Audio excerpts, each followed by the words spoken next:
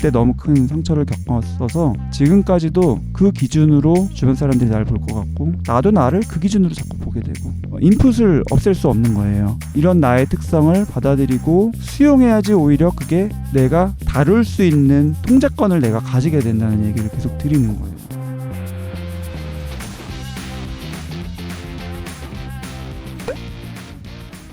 특히 HSP인 분들은 감정을 많이 또 깊게 느끼기 때문에 어떻게 보면 살면서 느낄 수 있는 자연스러운 감정일 수도 있지만 그게 굉장히 크게 작용을 하는 느낌이 들었습니다. 타인에게 안테나도 많이 가 있고 타인의 인정에 많이 민감하고 하니까 약간의 순간에 펼쳐지는 상대방의 거절이나 약간 그냥 무시하는 느낌이나 이런 것에 아주 민감하게 반응이 되는 거예요.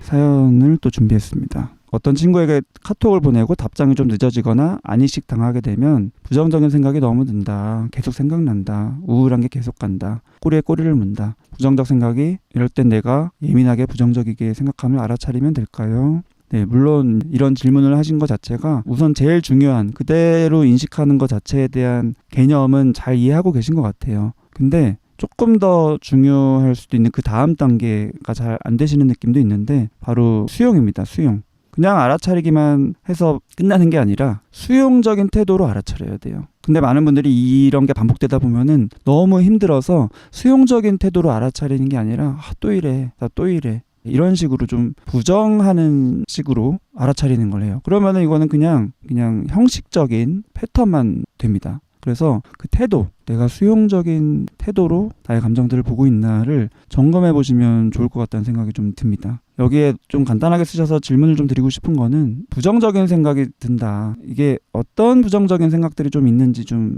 표현을 해주시면 좋을 것 같아요.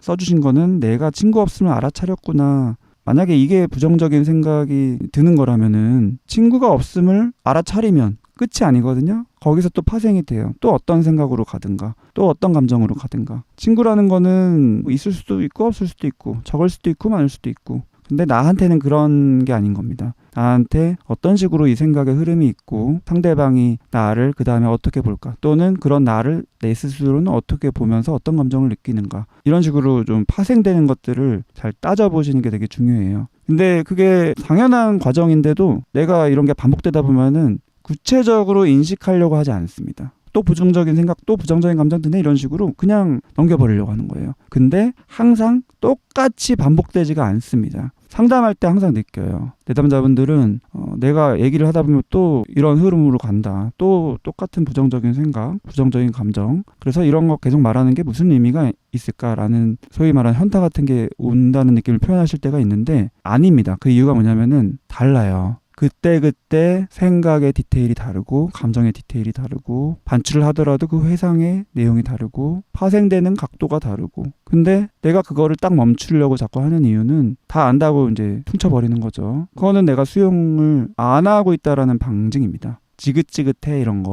이런 내가 싫어 이런 마음이 깔려 있는 거죠. 예, 오늘의 당님이 구체적인 생각들을 좀 표현을 해주셨습니다. 이게 별거 아닌 것 같지만 조금이라도 더 한 발자국 내가 그 다음에 이런 생각으로 펼쳐지는구나를 인식해보는 과정이 되는 거라서 조금 귀찮으실 수도 있지만 자꾸 질문을 드리는 거예요. A 친구와 친구여서 결혼식을 갔는데 거기서 알게 된 친구가 카톡을 하는데 그 친구가 그 A 친구랑 잘 지내냐고 물었는데 사실 잘 연락을 안 해서 연락 별로 안 해서 안 한다고 했는데 얘는 그 A 친구와 친하지 않구나. 친구가 별로 없는 앤데 연락을 나한테 하는구나. 이런 내 정체를 들킨 것 같은 느낌이 들었다. 아, 이해가 됩니다. 그러니까 제가 그냥 여기 쓰신 글만 보면은 결혼식장 저도 많이 가고 거기서 이런 경우가 많죠. 그래서 서로 이제 아는 친구 있으면은 카톡을 할 수 있죠. 또 다른 친구의 안부 서로 어떤 관계인지 물어볼 수 있는데 사실은 별로 연락 안 할 수 있죠. 근데 그 다음에 이제 진행되는 게 거기서 끝나는 게 아니라 얘는 걔 A랑 안 친하구나. 친구가 별로 없는 애인데 연락을 나한테 하는구나. 이런 식으로. 그런 관계에서 일어나는 어떻게 보면 자연스럽고 어떻게 보면 아무렇지도 않을 수 있는 그런 거. 상대방은 그런 식으로 생각을 안 할 가능성이 굉장히 많음에도 불구하고 나는 거기에 많이 몰입이 되어 있는 거죠. 친구 관계에서 내가 친구가 별로 없다 또는 없다. 그리고 그게 들통날까 안 들통날까 이런 내 정체라고 이제 표현하신 게 딱 그거죠. 내 정체성이 거기에 이제 아는 부분이 되어 있는 거예요. 그런 느낌을 저는 받는데 그것도 이제 거기서 끝이 아닙니다. 아 그렇구나. 여기서부터 그렇구나를 받아들이는 게 사실 쉽지가 않아요. 왜냐하면은 본인한테는 여기에 많이 몰입되어 있다는 것 자체가 이거에 관련된 감정들이 너무 힘들다는 거거든요. 그래서 그대로 받아들이는 수용이 안 될 가능성이 큽니다. 근데 아까도 질문하셨잖아요. 어떻게 수용할 수 있냐. 판단하지 않고 받아들여야 되는데 내가 이런 판단들이 중간에 껴있기 때문에 중간에 끊기는 거예요. 그리고 지금까지 이제 따라왔을 때도 그 다음으로 또 쭉쭉쭉 가려면은 그 다음 판단도 내가 뭔지를 알아야 됩니다. 친구가 별로 없는 애인데 연락을 나한테 하는구나 라는 생각을 만약에 그 친구가 한다 치면 그 다음에는 어떻게 될 것 같으세요? 어떤 시나리오가 펼쳐지세요? 단지 오늘의 당님에 해당되는 얘기가 아니라 굉장히 많은 분들이 이런 프로세스를 겪기 때문에 제가 좀 여쭤보는 겁니다. 나도 몰랐던 내 마음속에서 일어나는 프로세스를 인식하는 게 굉장히 중요해서 잘 표현해 주셨습니다. 그게 또 연결이 막 된다. 그래서 나를 잘 만나려고 하지 않는 것 같다. 처음에는 만나자고 했는데 다른 결혼식에서 또 만나가지고 그런 얘기를 한 건데 다시는 안 만났는데 그렇게 관계가 끊어지고 뒷담 까고 하겠다.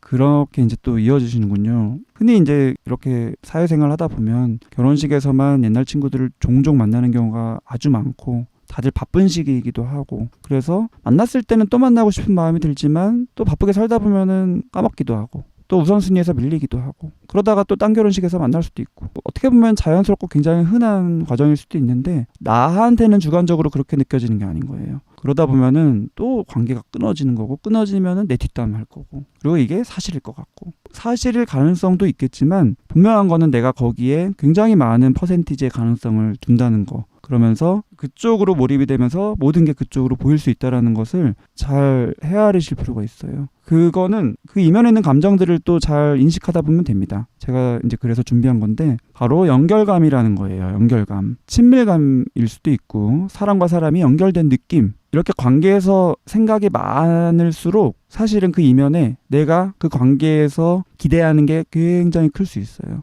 누군가와 진심으로 마음이 통하고 그거는 너무너무 나한테 중요한 거고 친구를 만나거나 친구와 카톡을 하거나 그때 느껴지는 친밀감, 연결감이 그냥 일반적인 수준이 아니라 아주 깊은 만족감, 감동 이런 것들을 느끼는 분인 거예요. 그러니까 일상적인 관계 그냥 카톡만 하거나 결혼식 같은 데서 만나거나 이런 걸로는 만족이 안 되고 나아가 실망도 많이 되고 어떻게 보면은 굉장히 따뜻한 면이고 좋은 거죠. 그게 이제 HSP인 분들이 그런 게 많은데 그만큼 또 내 기대에 미흡했을 때 약간의 갈등이나 연락이 중간에 끊길 때 그만큼 그 갭이 너무 커서 힘들어지는 거예요. 소외감과 고립감. 이제 오늘의 당님도 이유들이 이제 있는 거죠. 고등학교 때 모든 관계에서 손절당했어서 친구가 주변에 없다는 이유로 손절당했어서 그런 경험이 학창 시절에 아주 크게 상처로 되어 있기 때문에 그런 걸로 다 나를 판단할 것 같은 느낌이 많이 드실 수 있어요. 참 아쉽게도 청소년 때 많이들 거기에 몰입을 하는 시기이기 때문에 그때는 그런 이유로 관계에서 어려움을 겪었을 수 있습니다.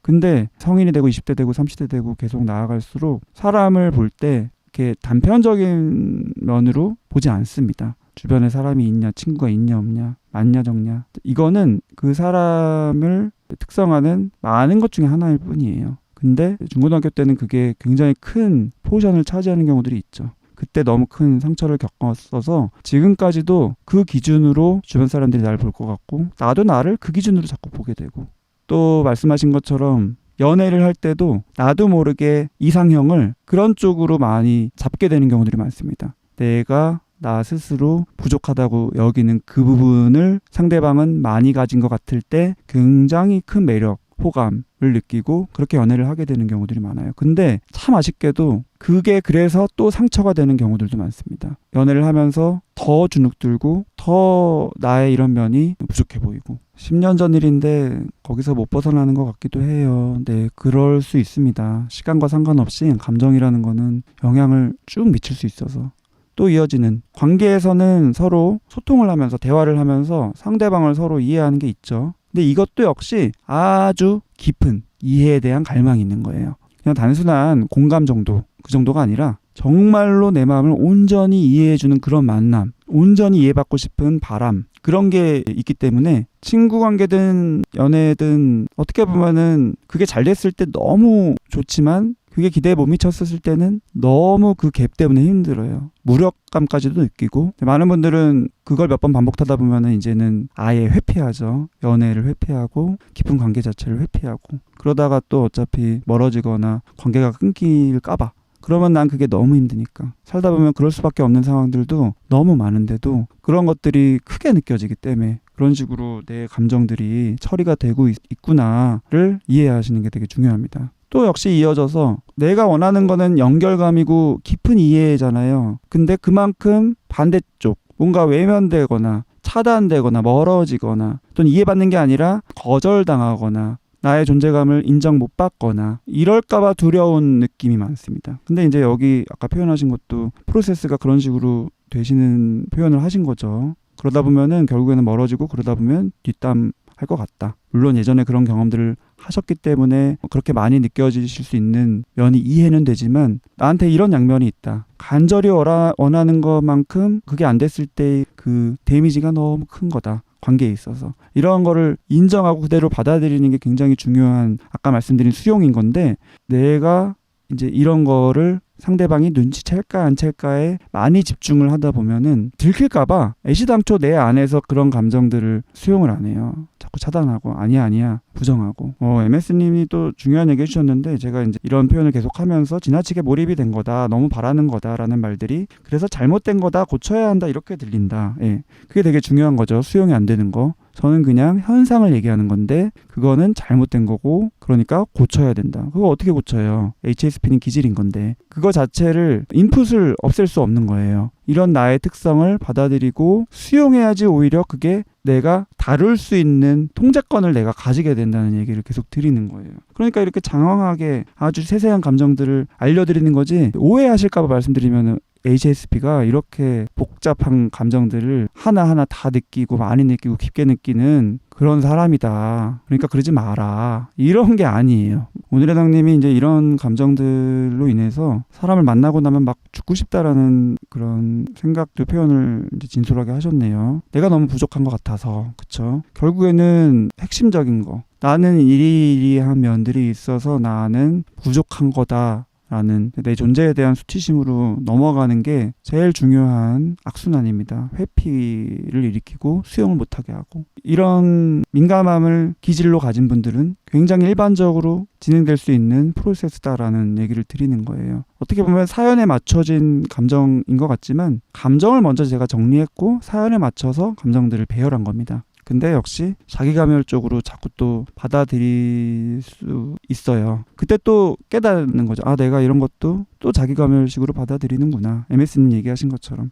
머리로는 탓하는 게 아니라는 건 알지만 느낌적으로는 내가 너무 심한가? 이렇게 검열적으로. 그래서 이게 한편으로는 힘이 되기도 하고 한편으로는 짐이 되기도 하는 거예요. 감정이라는 게. HSP는 특히나 더. 그래서 더 잘 알아야 된다는 얘기를 드리는 겁니다. 그래서 사연에는 없지만 그 외의 감정들도 좀 말씀을 드릴 텐데 너무 부정적인 느낌 쪽을 많이 이제 말씀드린 것 같아서 왜냐하면 사연에 맞추다 보니까 힘든 얘기 위주로 사연에 보내시니까 당연히 양면 힘이 되는 측면도 말씀을 이제 드리려고 합니다. 깊은 감동, 뭐 영화 보거나 음악 듣거나 뭐 여행 가서 자연 보거나 전시 같은 거 볼 때 그 감동 사람마다 다른 거거든요. 그 깊이와 양, 디테일이 어마어마하게 많고 그 여운도 많이 느끼죠. 이건 어떻게 보면 삶에 굉장히 삶을 풍요롭게 하는 그런 부분들이죠. 그런 어떤 예술뿐만이 아니라 사람 관계에서도 작은 친절이나 따뜻한 말 한마디 이런 거에 감격이 되고 눈물이 핑 돌고 다른 사람들은 그냥 무심하게 지나치는 수도 있는 건데 나는 울컥할 정도의 깊은 감동이 느껴질 수 있는 겁니다. 이거는 나한테 굉장히 중요한 재능이죠. 그런 것들은 살릴 수 있는 게 어마어마하게 많은 영역들이 있으니까.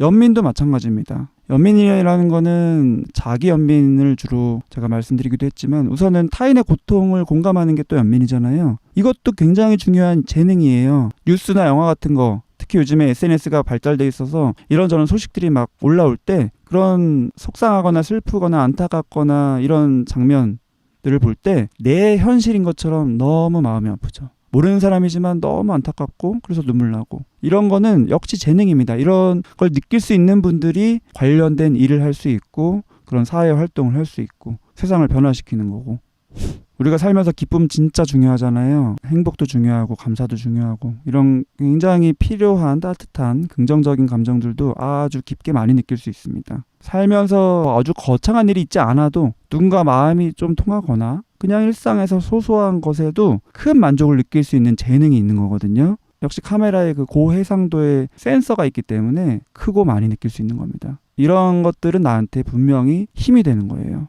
또 이제 어떻게 보면 긍정적인 측면이죠. 뭉클이라고 제가 표현을 했는데 말로 표현할 수 없는 굉장히 아름다운 느낌? 이거를 이제 내가 고해상도의 센서로 딱 감지해서 뭉클한 거죠. 별것도 아닌데. 그냥 자연에서 어떤 풍경 보다가 또 음악 흘러가는 거 잠깐 들었는데 또 대인관계에서 정말 따뜻한 눈으로 날 바라보는 그 친구의 표정을 1초 봤는데 이런 아주 작고 섬세한 것까지 좋은 쪽으로 감동스럽게 느끼면 그게 이제 마음이 뭉클해지고 눈물도 나고 이거를 느낄 수 있는 거예요. 엄청난 재능이죠.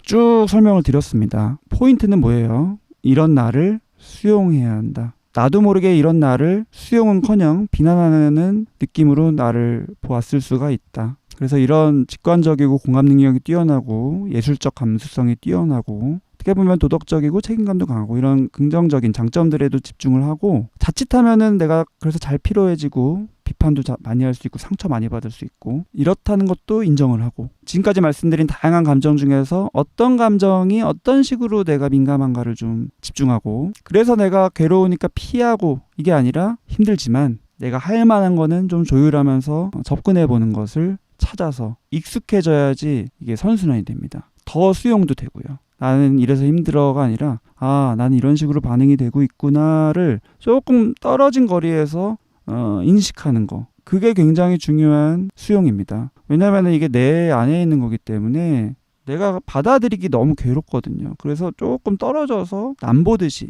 이러니까 이런가 보다 조금 떨어져서 관찰하면서 수용이 돼요. 그런 경험을 좀 하셨으면 좋겠어서 많은 감정들을 좀 다뤄봤고요. 또 기회가 되면 HSP의 감정들에 대해서 다루겠지만 우선은 이렇게 마무리를 하겠고 HSP라는 용어만 갖다 붙였지 늘상 강조드리던 그런 감정의 다양한 측면, 깊은 측면, 복잡한 측면을 좀 더 섬세하게 정리를 한 겁니다. 내 마음을 수용하는 데 도움이 되셨으면 좋겠습니다. 그럼 저는 다음 시간에 뵙도록 하겠습니다. 영상이 도움되셨으면 구독, 좋아요, 댓글, 알림 설정도 부탁드리겠습니다. 시청해주셔서 감사합니다.